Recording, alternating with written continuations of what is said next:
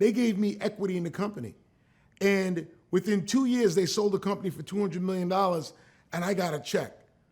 And I realized the power of ownership at that moment in time when I got the check.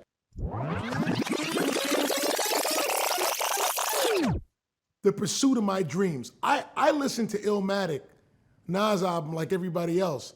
The difference was I literally went to Queensbridge to go meet Nas, and I didn't know him or anybody around him.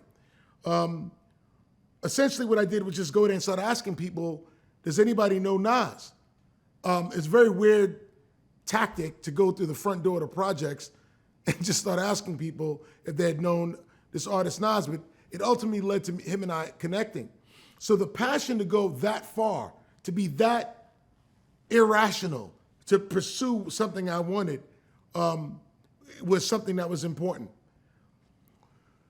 During my time in the music business, and this goes into always constantly learning, I did the soundtrack for Men in Black, and I remember we sold 10 million albums, and everybody was happy and getting jiggy with it and all that. But the glasses sold 14 million pairs. And it was the glasses that moved me into trying to figure out, well, if the glasses sold more than the album, why aren't we in the glasses business? And I hung around the agency that did the product placement for the glasses, Ray-Ban. And when I left the music business, I left because that agency had made me a partner, and I went to go work at that agency as a partner, and I left this big job running black music over at Interscope at the time. It felt risky, but I was chasing my dream of just innovating and going further and getting the most out of myself that I can.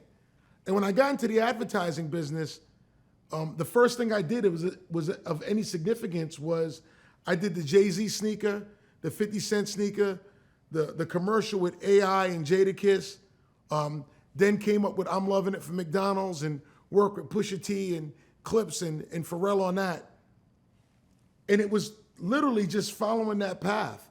But it was the glasses that got me out of the music business initially into advertising, and then, you know, obviously me coming back in the music business with UnitedMasters is because of the opportunity to disrupt the major labels. When I left the record business, the thing, I didn't know anything about owning or equity. I didn't find out about that, 25, 26, 27, I was making a big salary from a record company. I was managing artists and I owned a management company. So I guess, but I never looked at myself as an entrepreneur. And I want to talk about that later, how that word has been co-opted to mean so many things to so many people. But I was doing what I knew how to do. I was managing and trying to better Nas's career. That's all I knew, and that I was an independent business doing that. When I got into the advertising business through that agency I just mentioned, they gave me equity in the company. And within 2 years, they sold the company for $200 million, and I got a check. And I realized the power of ownership at that moment in time when I got the check. Then I realized that you could actually, the tax benefits of it, capital gains, and everything that impacts from a tax basis.